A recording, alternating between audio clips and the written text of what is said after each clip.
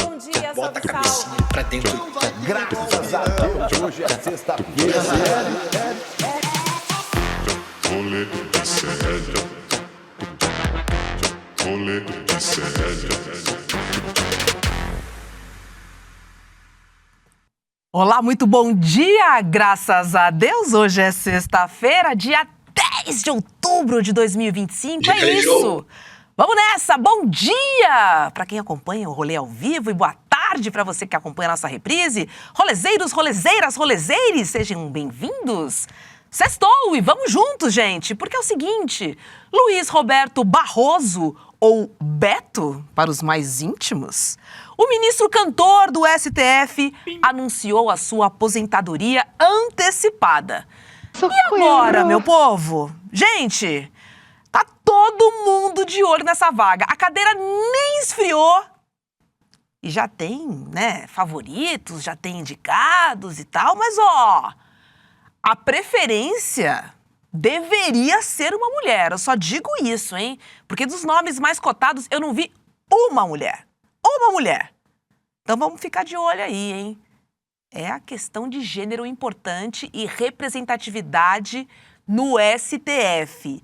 Se for uma mulher negra, melhor ainda, gente. Em 132 anos, nunca uma mulher negra ocupou esta cadeira do STF. Lembrando que as mulheres negras formam 28% da população. Tem algo muito errado aí, né? Gente, hoje tem papo de rolê aqui. A gente vai falar sobre um assunto de interesse coletivo. Eu tô falando sobre a tarifa zero. E quem chega aí é a Rafa Albergaria, logo mais, no Papo de Rolê. E domingão, 12 de outubro, é o Dia das Crianças. E tem uma nova onda aí, tomando conta das escolas, mas não só das escolas, tá? Além do tal cabelo maluco, né? Agora apareceu uma nova categoria, que é do pelo maluco. Gente, calma. Depravados de plantão, não fiquem sonhadinhos aí. Eu tô falando dos nossos amigos de quatro patas. Fica aí que eu vou mostrar pra vocês alguns penteados inusitados, noops, pimpolhos e também do nosso melhor amigo. Gente, e tem pastor usando a inteligência artificial para fazer orações personalizadas. Cara, esse povo adora usar o nome de Deus. Vitão, tá parecendo poste, sabe quando a gente vê devolva o seu amor em 4 dias, pague só depois do milagre? Só que aí esse aqui, ele deu uma atualizada, ele se atualizou aí com inteligência artificial e tá prometendo aí chegando resolver o seu problema. Né? É isso aí. Sempre sai um malandro e um otário de casa, né, Robson? Sempre é complicado. tem gente que paga, né? O pior de tudo Vamos lá, sexta-feira, nessa sexta-feira de frio e chuva aqui em São Paulo. Verdade. Tenho 2 dicas pra galera. A primeira dica é um álbum, o álbum Fancy Some More, da Pink Panthers, que ela é uma cantora pop do Reino Unido. Aí ela lançou um álbum no começo do ano, e aí agora ela lançou um álbum de remix. E ela chamou vários artistas do mundo inteiro, inclusive do Brasil. Tem Anitta, tem os DJs Caio Prince, Adami, Moshak, enfim, tem muita gente, é muito bom esse álbum.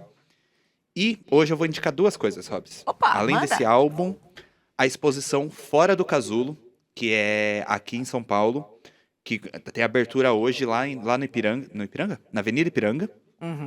E o Caê, da nossa equipe, tá expondo umas artes lá. Então, quem estiver em São Paulo, quiser ir, exposição Fora do Casulo, tá aí todas as informações pra galera. Bom Muito dia. bom. Bom dia. Eu percebi que o fundão tá ouriçado aí nessa A galera sexta-feira. tá animada hoje aqui, Robson. Ei, Pachecão, acende a luz aí pra dar oi pra galera. Cadê Letícia? Cadê o baile todo?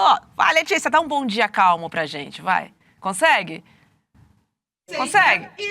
Não abriu meu microfone. Oiê! Aí, gata revoltada, isso foi pra você, hein? Bom dia, Pachecão, bom dia o baile todo, bom dia, Guga Noblar, já tá por aí? Hoje não tem Javier Milei, hein? Meu amor. Hoje não tem Milei, hein? Bom dia. Cadê cadê a peruca? Tá até aqui perto, mas não tem Milei. Estreou e foi sucesso. Oi. Depois falaremos disso.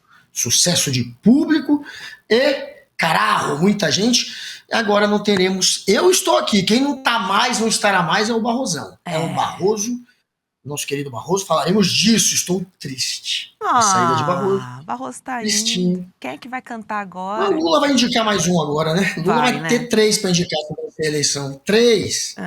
E Se os vencer ano que vem. bolsonaristas estão como? 3 ou 4. Surtando! Eu quero é mais. Roda a vinhetinha que eu vou começar esta bagaça.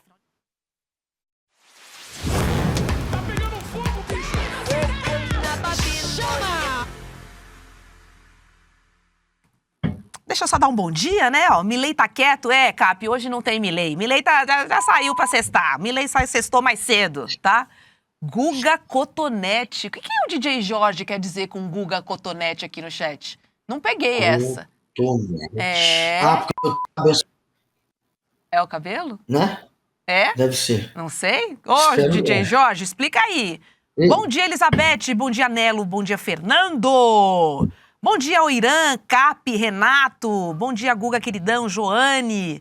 É isso aí, Milei tá tímido? Não, Milei hoje já assestou. Milei hoje foi embora mais cedo. Ah, chega. Tô por aqui de Milei. Tô por aqui de Milei. Agora, e fico por aqui mais depois de assistir ao documentário, tá? Porque aí a gente, de fato, deu de cara com a realidade. Então, eu vou dizer de novo, tô por aqui de Milei, tá? Mas vamos resolver nosso problema aqui, né, no Brasil. É o seguinte, o ministro Luiz Roberto Barroso anunciou sua aposentadoria do Supremo Tribunal Federal. E aí, emocionadaço, ele disse que quer viver um pouco mais la vida louca. Não, da louca não, é só da vida mesmo. Fora das exigências do cargo, vamos ver.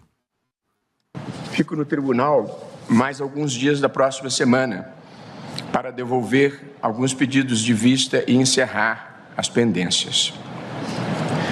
Apresentar meu pedido de aposentadoria, presidente, após mais de 40 anos de serviço público, transmito a Vossa Excelência e a todos os colegas a expressão do meu afeto profundo e sincero, com os melhores votos de sucesso continuado e boas realizações. Assim, É isso. amém. Muito obrigado. Guga, vamos lembrar que o Barroso foi indicado pela presidenta Dilma, né, em 2013. Foram 12 anos ali de STF. Teve uma agenda de direitos humanos, de inclusão.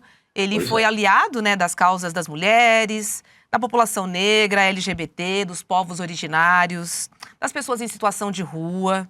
E aí, na sua gestão, o ex-presidente do Supremo, ele enfrentou ataques de golpistas, né, em todo esse processo aí de tentativa de golpe de Estado.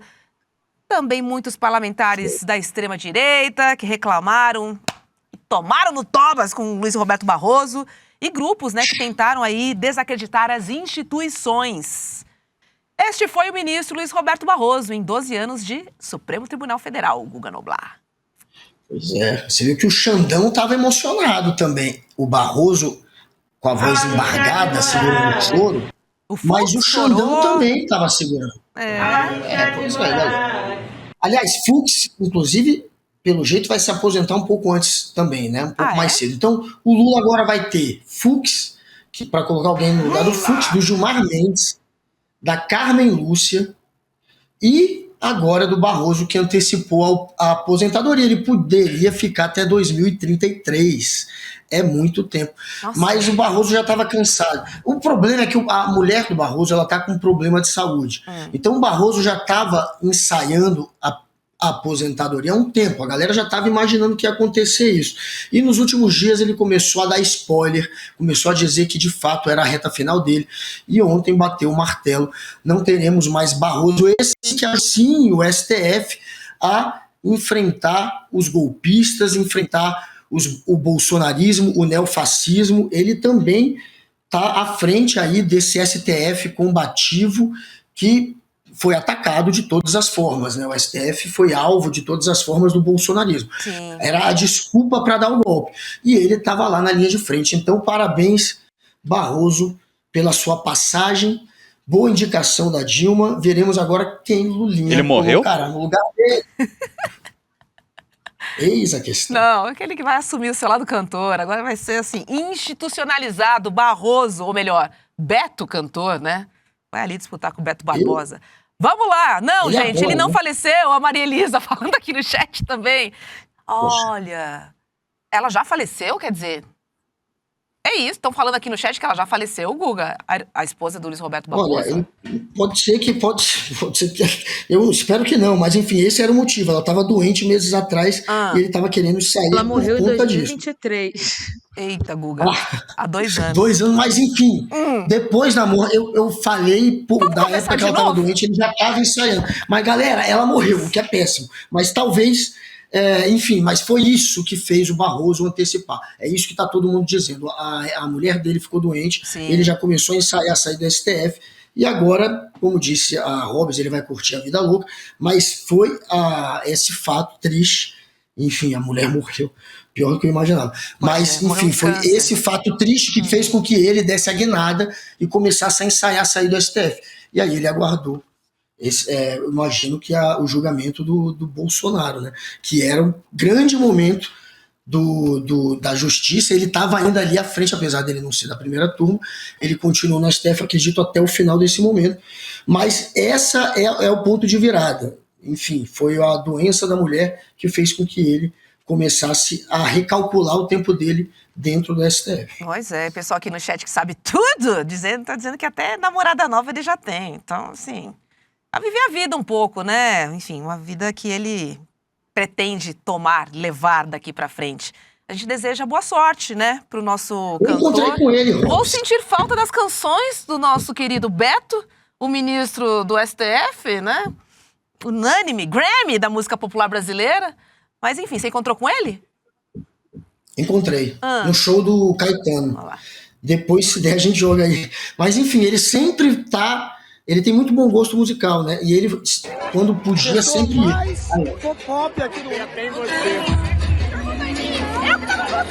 Com essa camisa aí. Perdeu o Mané! Que isso? O que tava tocando ali no fundinho? Era um axé, hein? Que show era esse? Eu queria que o Guga me olhasse assim também. Ah, era show do Caetano. Tá. Muito bom. Era show do Caetano, e aí rolou esse Perdeu o Mané, e esse talvez seja um dos momentos marcantes também do Barroso. O dia que ele falou que derrotou o bolsonarismo e mandou um Perdeu o Mané. Isso foi muito usado contra ele, né? Claro, os bolsonaristas tentaram pegar essa fala dele para dizer que havia uma perseguição contra o Bolsonaro. Mas a perseguição, a gente sabe, foi do Bolsonaro contra o Barrosão. A gente tem o Perdeu o Mané aí, vamos rever? Bota aí, Letícia, por favor. Pra gente, o senhor vai responder às Forças Armadas? O senhor vai deixar o código-fonte ser exposto? O Brasil precisa dessa resposta, ministro. Todo respeito. Por favor, Barroso, responde pra gente. Perdeu o Mané, não amola. Aí, não amola, Zé. Zé não, Mané, né? Brasil defende. Deu não, né? Não, a gente lembra, deu o maior bafafá, deu o maior bafafá, isso daí, né? Não caiu bem, principalmente com os bolsonaristas. Agora, o fato é que eles estão em surto, né, Lula? Lula não, o Guga. Porque o Lula vai indicar mais um ministro pro STF. E aí, o que acontece? Mais um monte aí. Começam as teorias conspiratórias. Tipo essa, que acha que foram as sanções do Trump que derrubaram o Barrosão do STF. Olha lá, sanções derrubaram o primeiro-ministro, outros cairão. Foi. Gente, fato, Guga, é que ele já tinha falado, né, que se aposentado... Sim, hoje tá, hein? Se aposentaria, na verdade, logo depois que ele saísse da presidência do STF. Mas parece que pegou o pessoal de surpresa, né? Era pra ser, mas não tão cedo assim, né? Cara, é isso, pegou um pouco de surpresa. Não por conta da última semana. Na última semana, como eu falei, ele deu vários spoilers e a galera tava esperando já, mas 2 semanas atrás ninguém imaginava que ele já anunciaria agora a aposentadoria dele. Pegou o pessoal de surpresa. Ontem também, não se esperava que fosse exatamente ontem, então na hora que ele anunciou, o pessoal ali claramente ficou surpreso e ele aproveitou, claro, para ser bem político na hora de ir embora. Então ele rasgou elogios para todos os ministros, né? Tem um momento que ele cita um a um, consegue inclusive achar qualidades no Nunes Marques e no André Mendonça. O que ele mais elogiou, que eu percebi ontem, foi o Flávio Dino, né? O Edson Fachin, ele elogiou muito também. Carmen Lúcia, enfim. Ele é alguém que teve algumas rusgas com o Gilmar Mendes no passado, mas agora está muito bem também com o Mendes, então foi um momento de muita emoção, né? Todo mundo muito amigão, rasgando elogios para todos os lados. Rasgando seda, muita seda. E é triste você ver alguém tão ativo, alguém que fez a diferença, enfim, antecipando em 8 anos, né, a aposentadoria. Ele teria mais 8 anos se quisesse de STF, mas eu entendo, né? Foi muita perseguição, muita encheção de saco, continua sendo perseguido, teve o visto cancelado para os Estados Unidos, e é alguém que costuma dar muitas aulas, inclusive lá nos Estados Unidos. Mas é óbvio que não foi porque ele está sendo perseguido pelo governo Trump, como quis dizer aí os bozoloides na internet. Ele é um acúmulo de encheção de saco, é a fase que ele teve de ter que enlutar, perder a mulher, é muito difícil, é tudo junto, e ele falou, dane-se, não quero mais. Tá bom, Barroso, vai curtir a vida. É isso, o fato é que agora o Supremo Tribunal Federal se despede de um dos maiores nomes da música popular brasileira, minha gente. Ele foi até a atração do casamento do ministro Flávio Dino, vamos relembrar aí, pô. Olha lá. Olha lá.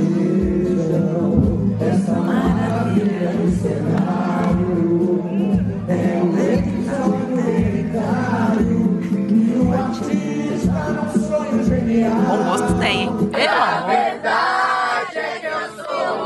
Isso foi em Londres com os estudantes.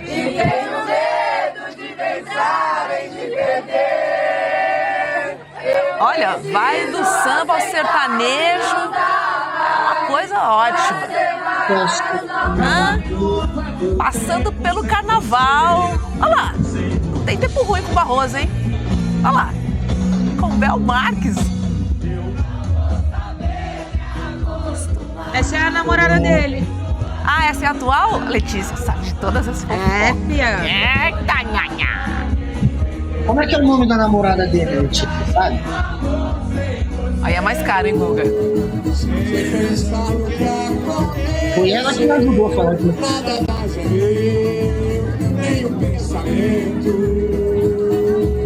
Isso aí foi na despedida dele da presidência do STF. Cara, bom gosto, hein? Vamos combinar?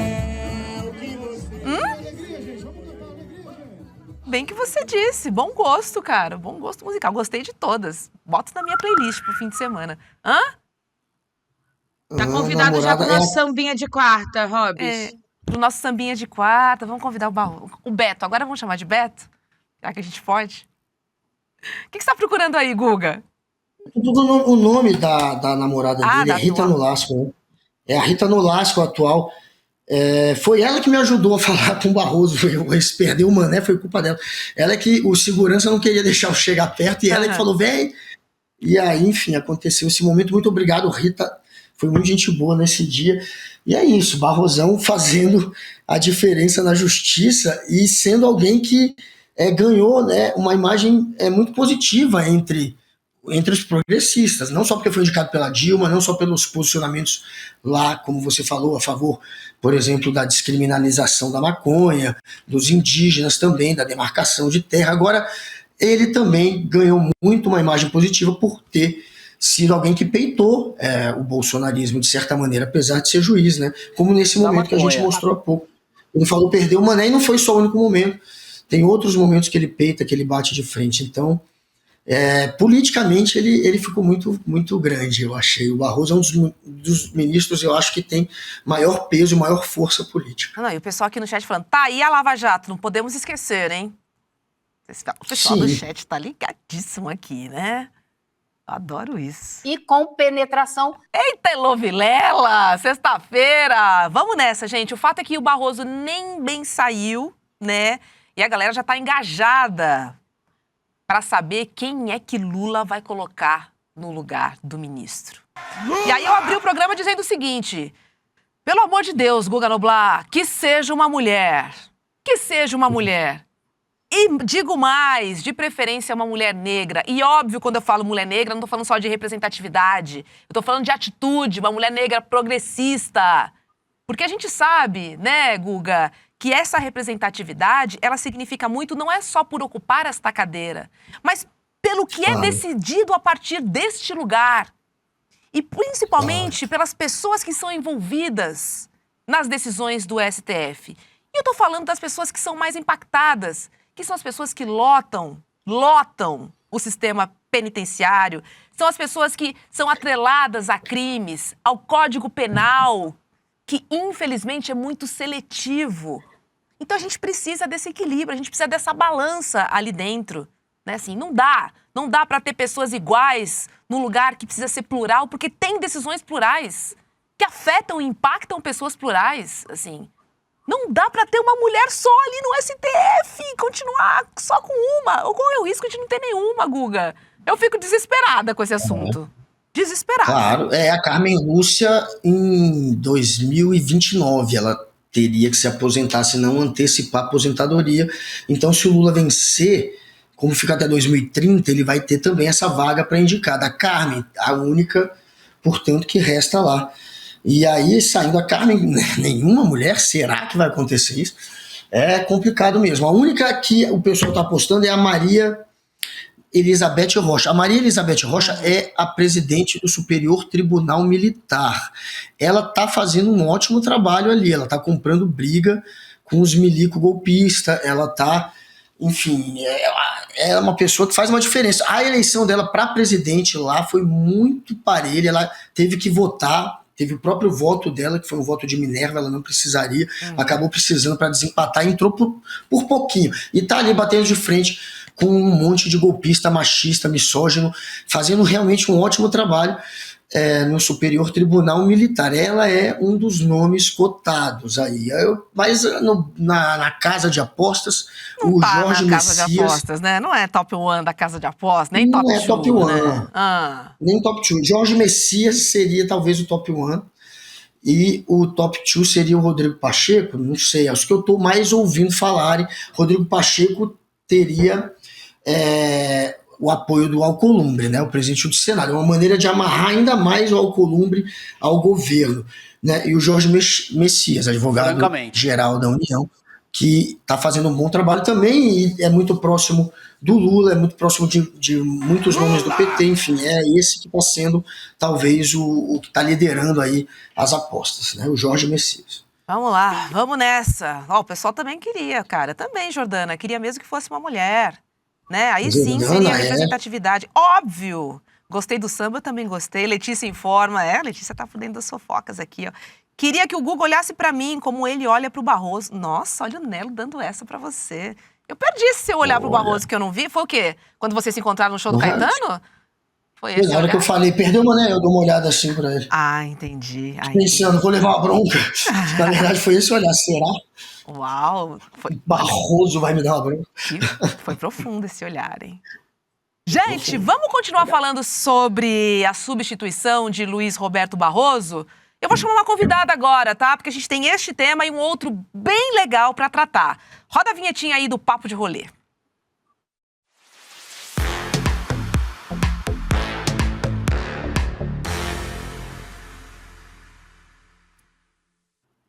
Vamos receber agora a Rafaela Albergaria, diretamente do Rio de Janeiro. Rafa, seja muito bem-vinda ao Rolê ICL nesta sexta-feira. Obrigada, Roberta, Guga, bom dia a todas, todos e todos. Muito bom poder estar aqui essa manhã com vocês falando sobre esses dois temas que são tão fundamentais, principalmente para a maioria da população, né? Falar sobre a substituição do Barroso, apontando principalmente para a necessidade de que a justiça ela se aproxime, ela dê passos numa perspectiva de refletir a realidade da maioria da população. Né? As mulheres negras são o maior grupo populacional vive essa lógica de subrepresentação. Então, é um tema muito relevante. E falar sobre tarifa zero também, né? Que fala sobre o nosso direito de liberdade, porque o transporte, a mobilidade, ela media todas as nossas possibilidades de acessar políticas, serviços, de acessar a cidade. Então, estou muito feliz de estar aqui essa manhã com vocês e tomara que possa contribuir para esse debate. Com certeza vai contribuir, Rafa. Vamos começar falando sobre a ministra, a provável ministra, ou pelo menos o que a gente deseja, né, que ocupe a vaga do Luiz Roberto Barroso, porque é o seguinte, como você contou aí, são 132 anos, né, de STF, e até agora nenhuma mulher negra ocupou essa cadeira. E a desculpa é sempre a mesma, né? Isso que me incomoda, Rafa. Além de notório saber jurídico, né, assim, conduta ilibada, tem a questão da turminha, né, daqueles que estão próximos ao presidente, que acabam sendo os preteridos. Isso atrapalha muito, mas muito, quando a gente olha a nossa sociedade e o que a gente almeja como representatividade para que as decisões de fato sejam pensadas na diversidade do país, né? Por isso que a gente insiste em dizer, poxa, vamos colocar povos originários, vamos colocar os indígenas no STF. A gente precisa dessa representatividade, porque este é um lugar em que pautas diversas são tratadas. Né? Se pautas diversas são tratadas, a gente precisa de olhares diversos sobre elas. Você participou da campanha, né? Eu estava junto com você, da campanha Ministra Negra Já. Isso quando o Lula teve a chance de indicar o primeiro-ministro. E ele perdeu todas as chances. Quem sabe agora? O que você acha? Sim. Não, eu acho que é muito importante, acho que uma coisa que é importante colocar para o ICL, que acessa um público que é um público progressista, então acho que uma coisa importante é limpar o caminho, né? A gente tem essa polarização, principalmente quando a gente vai para o debate de equidade racial e uma disputa dentro do campo progressista também, que, na verdade, despolitiza essas indicações e a importância da equidade racial. Quando a gente fala sobre a importância de ter uma ministra negra no STF, a gente não está falando só para uma dimensão simbólica, né, de um corpo negro ocupar esse espaço, apesar disso também ser muito relevante. Mas a gente está falando sobre uma questão que é prática, que é material, né?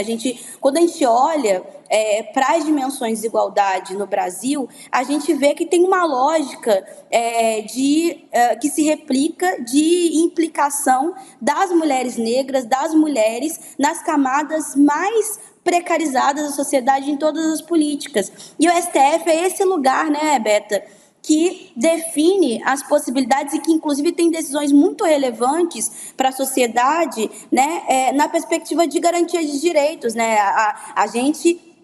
A nossa existência ela é mediada pelas regras. O STF é um lugar privilegiado na construção dessas regras. Quando a gente olha, inclusive, para a justiça, e isso é um processo histórico, né? O nosso direito ele ainda resguarda muitas lógicas do escravismo, da colonialidade. Não é à toa que a população negra tem uma percepção muito precarizada na perspectiva do direito civil, e aí isso vai se refletir nos valores que são atribuídos para pessoas negras e pessoas brancas, dos valores que são atribuídos para esses grupos sociais distintos nas ações civis, né? Mas ela tem uma prioridade na política de encarceramento, na política prisional. Então, a política, a justiça criminal, ela ainda tem esse ranço escravocrata. E conseguir ter pessoas diversas dentro desse espaço, ela é fundamental para que a gente consiga fazer com que a justiça ela avance. Ela, de fato, se coloque numa perspectiva exatamente, seja justa. Eu trabalhei em 2019, eu sempre falo dessa pesquisa porque eu acho que ela revela muita coisa. Numa pesquisa no CESEC, que é o Centro de Estudo de Segurança e Cidadania, que fazia um mapeamento de adolescentes que estavam internados provisoriamente relacionados à política de drogas. E aí a gente mapeou uma realidade que até aquele momento era desconhecida, que era do número de adolescentes que são presos diariamente na Operação Verão, que é uma operação reeditada na cidade do Rio de Janeiro desde 2011, né, no contexto dos mega eventos. Então a gente mapeou que a gente foi conversar com uma defensora em janeiro. E aí ela estava mais de 2 horas atrasada, ela dizia, aqui em janeiro é muito difícil atender as pessoas de fora, porque tem uma circulação muito grande de adolescentes aqui, entram de 30 a 45 adolescentes por dia aqui em janeiro. Eu falei, mas por que só em janeiro? Por causa da Operação Verão. O que a Operação Verão faz? É uma operação que é articulada com a Polícia Militar e com a Guarda Municipal do Rio. Ela faz cercamentos em várias alturas da cidade do Rio, especialmente ali na altura da rodoviária Novo Rio, na central do Brasil, que é onde deságua o trem, né, que faz a ligação da cidade do Rio com mais de 12 municípios da região metropolitana, e na orla. Eles pegam adolescentes suspeitos, majoritariamente adolescentes negros. Eles tiram esses adolescentes, a polícia e a guarda municipal tiram esses adolescentes dos ônibus, levam para a delegacia da criança e adolescente, oferecem uma denúncia de que supostamente esses adolescentes cometeriam arrastão na orla carioca, que eles usam para dizer que essa apreensão tem materialidade, é o fato de eles estarem ou sem dinheiro ou sem identidade. E quando eu perguntava para a defensora da audiência de apresentação o que o juiz fazia diante de 45 adolescentes negros sem ter cometido nenhum ato ilegal, o que eles faziam com esse tanto de adolescente, ela dizia: interna, porque aqui funciona a lógica do susto. Caramba. Interna para não fazer de novo. Então, esses adolescentes, eles ficam de 15 a 45 dias internados numa unidade de socioeducação, onde a lógica, desde o primeiro momento, é de violência e tortura. E aí, os juízes têm essa lógica, né, de... para que não se faça de novo. Não se faça de novo o quê? Sair de um território de periferia e acessar a cidade. Quando a gente tentou mapear o número de adolescentes que entravam para no socioeducativo com decisões, né, de internação provisória, quando chegavam na ausência de continuidade, eles eram encaminhados para uma pena de privação de liberdade, não tinha dado, porque era tudo no papel. Isso é uma estratégia. Isso mostra o quanto a justiça ela é racista. Muito. E a necessidade, né, e é isso. Quem tá ali sendo julgado por decisões, né, ilegais, porque é isso, você imagina, você interditar a vida de um adolescente 45 dias. No sistema prisional tem gente que tem preso provisório que está há 5 anos esperando para se apresentar diante do juiz. Isso são decisões e são mãos brancas que decidem sobre corpos negros que se reproduz a lógica de encarceramento. Então é uma oportunidade e é uma necessidade ter uma mulher negra no STF para produzir essas políticas que regulam a nossa vida e que tem uma perspectiva de políticas de equidade. Não, total. Rafa respondeu tudo. Guga, não sei se você quer continuar nesse tema, mas a gente tem tarifa zero para falar com a Rafa também. O Jorge Messias, um dos favoritos, o motivo dele ser favorito é que ele é evangélico. Então, assim, pelo jeito estão procurando por aí, entendeu? Vai ser por aí a escolha, pelo menos essa. Depois o Lula, se vencer a eleição, vai poder escolher mais 3. E a rampa que ele subiu, hein, no dia da posse, não representa nada? O quão decepcionante seria, né? Perder mais uma chance agora e no lugar de colocar um olhar que não tem ali, colocar mais do mesmo. Mas, enfim, pode ser que aconteça isso. Mas vamos mudar então de...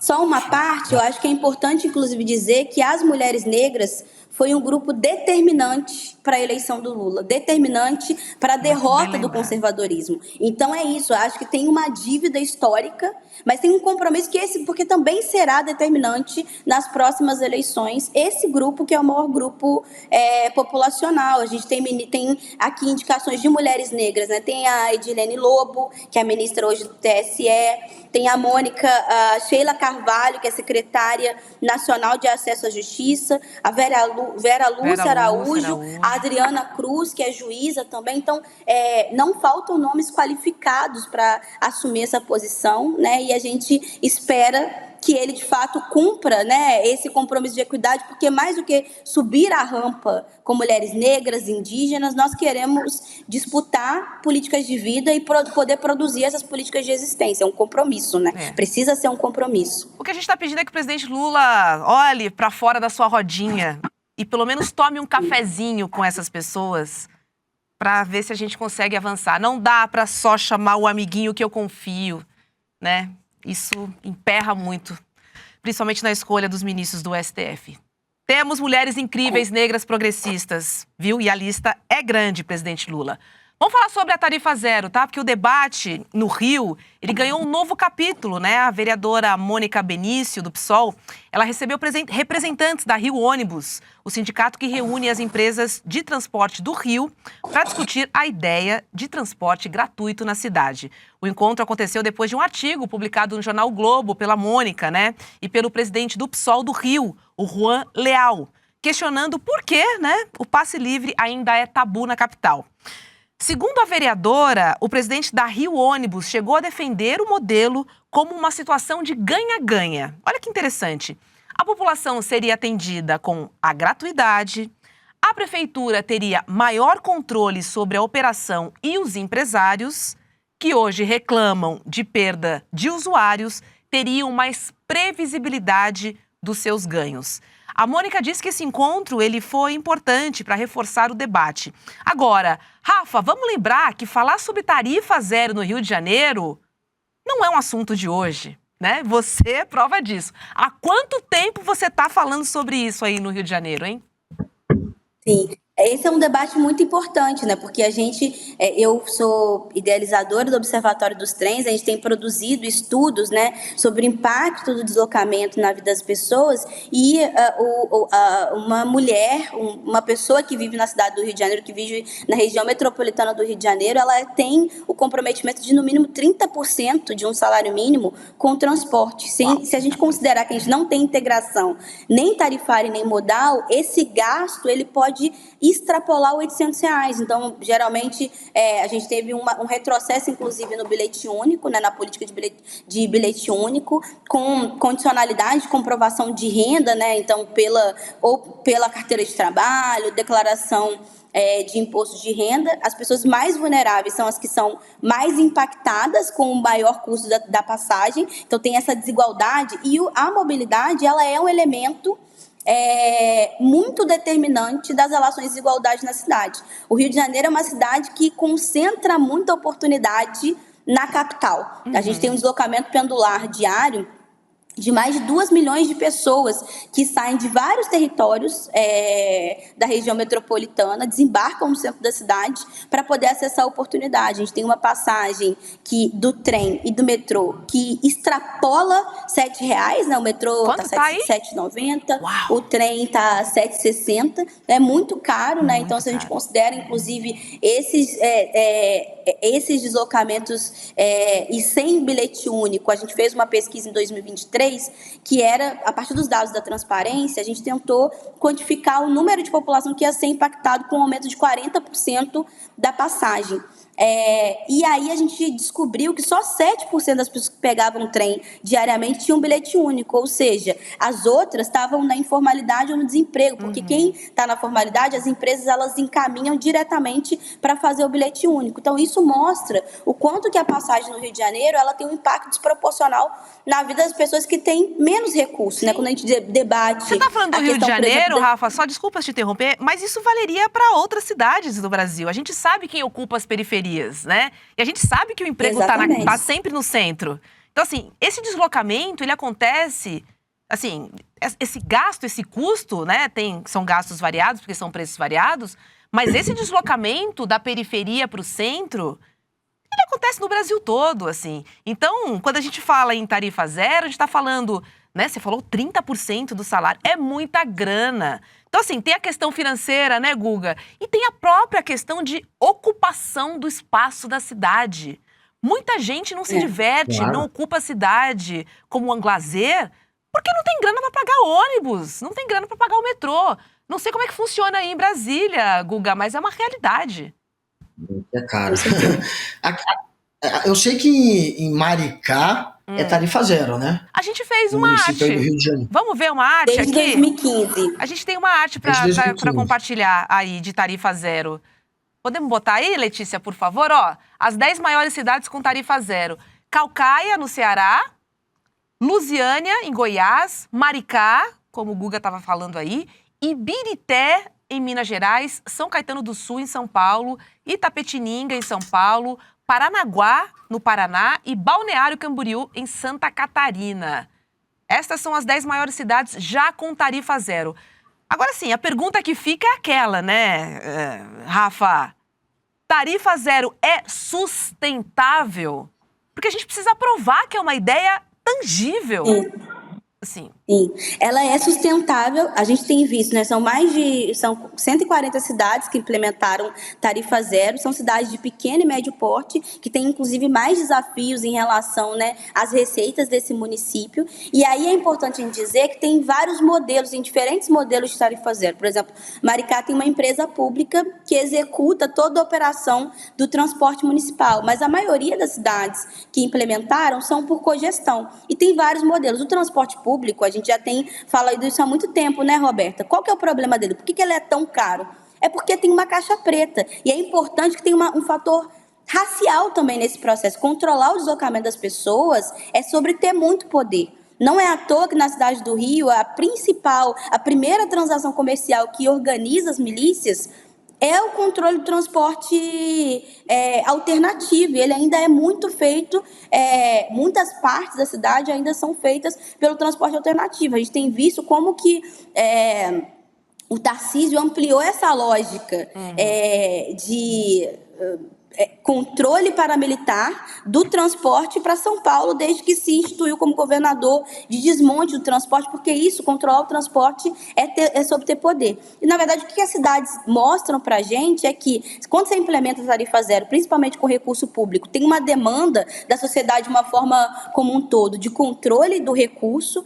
Acho que tem uma questão que é muito importante, como é que a gente abre espaços de participação social para ter acesso a essa política, que é uma política que media o acesso a todas as outras, para acessar saúde, educação, trabalho. Você precisa se deslocar pela cidade, né? A gente está falando de 30% considerando só um deslocamento e voltar para o trabalho. Mas o custo, ele, inclusive no Rio, ultrapassou o valor da cesta básica. Nossa. Então é muito possível você conseguir implementar, né, políticas de tarifa zero. Tem uma PEC, que é a PEC 25, que hoje tramita no Congresso Federal. Foi uma PEC construída a muitas mãos. Eu faço parte da coalizão Mobilidade 000, que é uma coalizão nacional que nasce em 2023 e que nasce a partir desse debate de como é que a gente precisa ter um sistema único de mobilidade, se ele é tão essencial. Por exemplo, se a gente sofre um mal súbito, a gente tem entre 3 e 15 minutos para acessar atendimento. E faz toda a diferença se você tem transporte para chegar ao hospital, se o hospital está a 5 a 15 minutos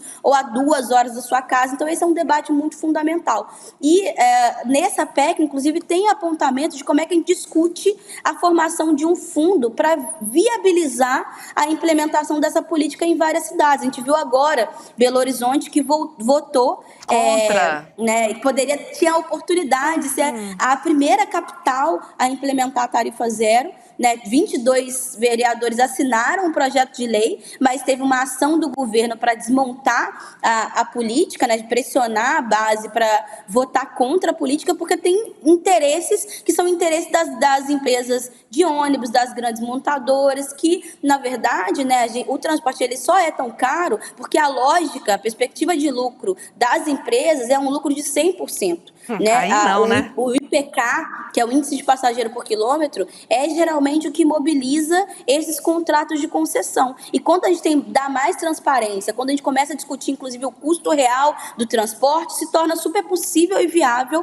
a implementação da tarifa zero, que já demonstrou em várias cidades que fazem com que as cidades elas se expandam, distribuem oportunidade. Formosa de Goiás é um grande exemplo disso. 1 ano e meio depois de ter implementado a tarifa zero, eles tinham dados de como reduzir o custo e o gasto com alta complexidade de saúde, porque as pessoas começaram a acessar a saúde preventiva, reduziu o número de pessoas que dependiam da política de assistência social, porque elas conseguiram emprego. Várias empresas se alocaram na cidade, porque já tem alguns indicadores que 40% da folha salarial de custo de transporte, porque o transporte é muito caro. Então, na verdade, como é que a gente discute, por exemplo, que as empresas contribuam não com vale transporte, mas com um imposto para sustentar esse modelo de transporte com tarifa zero nas cidades, de como é que a gente fala sobre a questão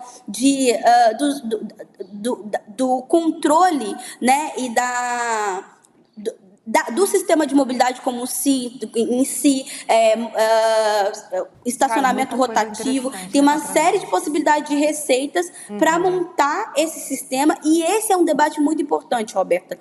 o transporte coletivo ele tem perdido sistematicamente passageiros por causa da precarização, que está diretamente vinculada com essa lógica também de extração de super lucro, né? Então, você conseguir melhorar as condições, né, do transporte coletivo é fundamental para a gente ter perspectiva de futuro. 60% das emissões de poluentes estão na conta do transporte. Implementar essas tecnologias, disputar políticas de tarifa zero, e aí a partir desses vários modelos, né, de modelo de custo real, que é isso, você contrata o ônibus, aluga o ônibus, você paga o RH e você vai ver que Formosa de Goiás, que foi o exemplo que eu dei, a empresa privada, ela fazia a operação com cerca de 1,5 milhão e transportava 9 mil pessoas. Depois que elas implementaram tarifa zero, no primeiro mês, teve um aumento 10 vezes maior do número de viagens. Passou de 9 mil viagens por dia para 90 mil viagens por dia.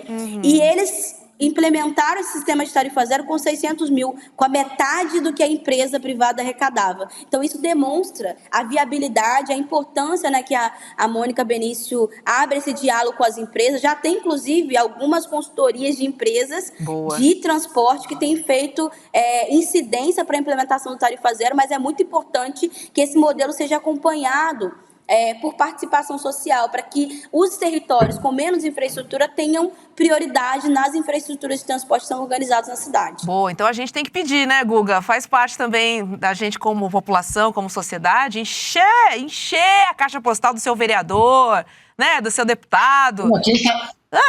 Não é nem só o vereador, parece que o Lula mandou o Haddad e o Ministério da Fazenda fazer um estudo sobre a viabilidade de se adotar em nível nacional, no país inteiro, o tarifa zero. Você acha, Rafa, que isso pode virar uma bandeira de campanha do Lula? Seria mais uma proposta bastante popular, né, que tem um apelo eleitoral. E eu não estou nem querendo desviar para o apelo eleitoral, eu sei da necessidade, mas tem esse lado também. Então, você acha que o Lula vai abraçar mesmo isso? A gente está torcendo para que sim, né? Antes tarde do que nunca, e é muito importante essa política. O transporte desde 2015 ele foi reconhecido como direito social, mas ele nunca foi implementado como. Inclusive, para a gente conseguir combater a máfia do transporte, ampliar o desenvolvimento das cidades, a gente precisa ter transporte coletivo de qualidade, sustentável e gratuito. É possível, só que a gente precisa de decisões que sejam decisões que coloquem esse debate no centro. O que está sendo discutido, né, e o estudo que foi encomendado pelo Lula, ele fala sobre tarifa zero nos finais de semana. Mas é possível, e acho que é importante a gente apontar aqui, que a gente precisa de tarifa zero durante todos os dias da semana, porque as mulheres levam seus filhos para poder acessar saúde, e as mulheres são as mais impactadas pelos grandes deslocamentos. A gente vê que as cidades que são agraciadas com investimento de transporte coletivo são cidades que distribuem melhor as suas oportunidades, porque é isso, né? A gente não quer só um transporte que seja gratuito e que chegue com mais rápido, mas a gente quer um transporte que nos possibilite se deslocar menos, a gente quer poder trabalhar mais próximo. Então, por exemplo, o que se faz, grande parte da mão de obra ocupada na formalidade está empregada no setor de serviços hoje. E é possível você criar, né, grandes estações com centros comerciais, as pessoas trabalharem mais próximo de suas casas. Então, essa é uma agenda muito importante, e a gente quer pautar que a importância de que se tenha e que se pense política de tarifa zero para melhorar a vida e a qualidade de vida da população de segunda a segunda, né? E é possível fazer isso. Todas as cidades que já implementaram nos mostram sobre a possibilidade, sobre a viabilidade e a necessidade de se investir em transporte público, de massa e gratuito. E de qualidade, né? De qualidade. Por favor. Certeza. Com certeza. Se for elétrico, melhor com ainda. Certeza. Olha só, Rafa, o pessoal do chat adorando você participar aqui. Olha, a Rita dizendo, nada como uma especialista, né, gente? Que aula! O Renato dizendo que, você falou muito bem sobre esse assunto. Pessoal agradecendo também. Elizabeth, grata por toda essa informação. Gente, que mulher fera! A Rose falando para você. Tarifa zero já, sensacional a Rafaela. Quanto conhecimento, muito obrigada. Hoje o rolê tá bom. Uma verdadeira aula essa entrevista. Debate sobre gratuidade com dados. Incrível, Rafa. Obrigada por tratar e esclarecer tantos temas fundamentais. É isso. E aí ela falando aqui, Adriana, sobre o transporte em Brasília. Hobbs, em Brasília o transporte público é muito ruim. Fico com pena das pessoas que dependem do transporte. Tarifa zero em Salvador, já! O Lito tá falando aqui. BH, beijo pra BH. Tá todo mundo aqui, ó, muito participativo. Principalmente a gente tratando de um tema que impacta todo mundo, assim. Não tem como você pode ter carro. Até se você tem carro, esse tema também é importante para você. Sem pensar no planeta, né, no ir e vir, né, na democratização dos espaços. Aí junta, né, um dinheirinho que sobra para você no final do mês, já vai sobrar um dinheirinho aí do imposto de renda, né, Guga? Então a gente vai juntando ali, ó. Vamos pensar nesse futuro, nesse lugar que a gente quer, que é o espaço do bem viver. Rafaela Albergaria, sextou! Obrigada, viu? Sextou, muito obrigada pela oportunidade, pela abertura do diálogo. Só queria colocar um outro elemento, assim, para fechar. Tem que ser rapidinho, isso, que o programa tá quase acabando. A gente é um país que mata 33 mil pessoas anualmente só no trânsito, só nas rodovias. Uau. Então, conseguir pensar também num sistema único de mobilidade, aí queria indicar que vocês acompanhem lá o debate da PEC 25, que se somem às mobilizações que estão sendo feitas, porque é isso, hoje a principal causa de mortalidade infantil e juvenil é morte no trânsito. A gente precisa investir em transporte de massa, e como a Roberta muito bem falou, de qualidade, é possível, necessário e urgente a gente conseguir ter um sistema de transporte efetivo, eficiente, digno, que nos possibilite caminhar em busca de liberdade, tá bom? Obrigada, Beta, obrigada, Guga, estou à disposição, um beijo para todo mundo. Beijo para você, Mulheres Negras Decidem. Tchau. Guga, o programa tá acabando, mas eu preciso trazer algumas pra vocês. Roda a vinhetinha aí do melhor que você não viu pra gente dar uma risada agora, vai.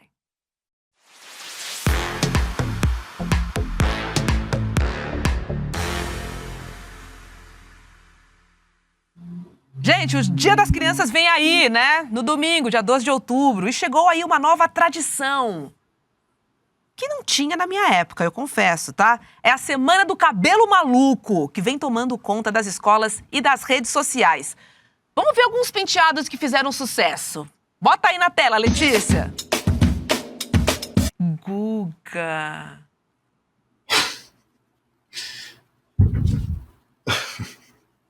Minhas filhas fizeram. As suas filhas fizeram? Olha, a Lígia me mandava, mas eu não sei se ela tá assistindo, não sei se ela tá trabalhando. Dando o maior trampo pra Semana do Cabelo Maluco. Eu não sei o que vai sair aí desse pau e aí especificamente, mas ó, o pessoal, cara, o pessoal se joga. Agora resta saber se as crianças se divertem também. Vamos dar uma olhadinha aí nos... Olha, peixinho. Isso? Gente, solta bolinha. Que high-tech. Deve tá muito agradável, né? Gostei. E esse aí? O que vem aí? Meio pesado, né? Botar uma arma na cabeça da criança. Que isso? Gente, esse é babado. Eu amei. Eu quero vir assim segunda. Vou mostrar.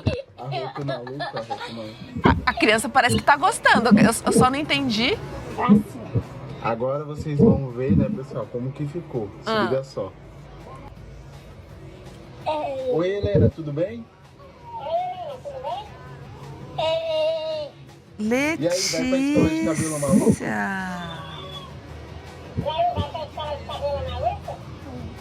Ué? Que maneiro. Seu cabelo fala? Não, sucesso na escola, né? Só digo isso. O que mais temos? Vou ter que dar uma penteada nessa gasolina, tá? Vamos ver o que vai sair daí. Vai, mãe. Tinha que ser, não, isso aqui não dá certo. Não, eu tô adorando a produção. Agora vou brincar de gel. Gel pro cabelinho dela, maluco, durar o ano todo. Ela vai botar gel no cabelo todo da menina? Já botou. Meu Deus do céu. Ainda pintou, Guga. Ah, meu Deus. Ficou legal. Você não fez isso com a Lolô, não, né? Não cheguei a tanto, mas se a Lígia não vai dar tempo dela mandar, mas a Lolô saiu com uma da garrafa da Coca-Cola e a Eva com mate leão, que eram as garrafas que tinham aqui em casa. Então a gente fez nas duas também. Ela acabou de me mandar, mas não sei se vai dar tempo. Vou mandar aqui no Manda grupo. pra mim, manda aí Enfim, no grupo. Gente, vou uma mandar árvore aí de no grupo, Natal. mas as duas pirralhas saíram anteontem e eu aprendi o que é o tal do cabelo maluco, assistindo as minhas filhas fazendo esse penteado que é uma gracinha, né? Mas não é tão agradável, porque teu cabelo fica sendo puxado, você fica com uma garrafa na cabeça. Não vai poder brincar na hora do recreio. Aí. Não dá pra ver tipo, cabecear a bola, enfim. Jogar um futebolzinho e nem pensar. É isso. Agora sim, gente, tem pai que se empolga, elas tá? aí. Gostei. Lolo de Coca, Eva de... Como é que é? Mate Leão. Papai Guga, gostei da produção. Arrasou, sucesso. Porque aí elas podem brincar, é divertido. Agora, gente, tem pai sem noção, né? A gente tem um vídeo pra mostrar pra você aí. Ó, gente. Isso é inacreditável. Eu acabei de ver um vídeo de um menino aos berros, chorando desesperadamente porque o pai estava passando uma máquina. Desculpa, gente, eu mandei o vídeo errado, é esse. Gente, uma calopsita na cabeça da criança. Não. Ai, gente. Primeiro que eu já sou Aí contra demais. bicho na jaula, né? Assim, primeira Tinha coisa. muitos assim, gente, com pássaro, infelizmente. Eu sou muito contra enjaular. Que isso, é um pássaro vivo? Viva, uma calopsita. Não, você tá zoando. Não, e a criança não consegue nem se mover direito. Gente! Não, aí não dá, né? Não, gente. Vocês estão de sacanagem. Aí é crueldade. Tadinha Não da pode. criança. A gente não deixa, minhas filhas não vão nem pro zoológico. A gente não gosta de levar nem pro zoológico, onde tem bicho preso. Eu vou prender na cabeça da minha filha, pelo amor de Deus. Mas, ó, a brincadeira foi além das crianças, tá? Porque pais de pet... Eu sou mãe de pet, mas eu não entrei nessa brincadeira. Mas teve gente que entrou. Roda aí. E apresento a vocês os finalistas e campeões do Cabelo Maluco. Em primeiro lugar, tivemos a Lua, carro do ovo. A Lua, também tem uma lua. Olha lá, caixinha de ovo. Ah, divertido. Ai, gente, pintaram todo o cabelinho dele. Tudo pelinho pintado. Ai, eu tenho dó quando faz isso com o cachorro. Coitado do cachorro. Ai, vamos ver outro. Vem o próximo. Ai, Porco ali? Ah, um cachorro. Né? Parece um morango do amor. Olha lá, morango do amor. Cachorrinho de morango do amor. Oh, morango do amor. Ah, do amor. Um bolinho de carne ali. Quem vem aí? É um Black Power. Não, é um Blue Power? Vem, meu filho, vem! Chega mais! Ah, gostei desse Blue Power. Olha outro aí, ó.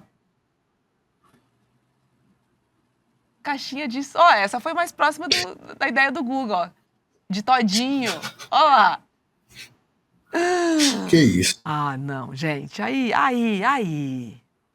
Aí o povo pira, né? Que isso, velho? Esse aí, acho que era talvez uma árvore de Natal, um pinheirinho, alguma coisa assim. Pois é. Ah, mas tudo bem, pelo menos não tá fazendo nenhuma maldade com o cachorro, pintando pelo, fazendo, né? Botando casca de ovo. Ah, gostei, mas não faria, tá? Não teria coragem de fazer nem com a Lua, nem com a TT. Não tenho. Melhor não. Deixa pra lá, deixa pras crianças. Deixa pras crianças.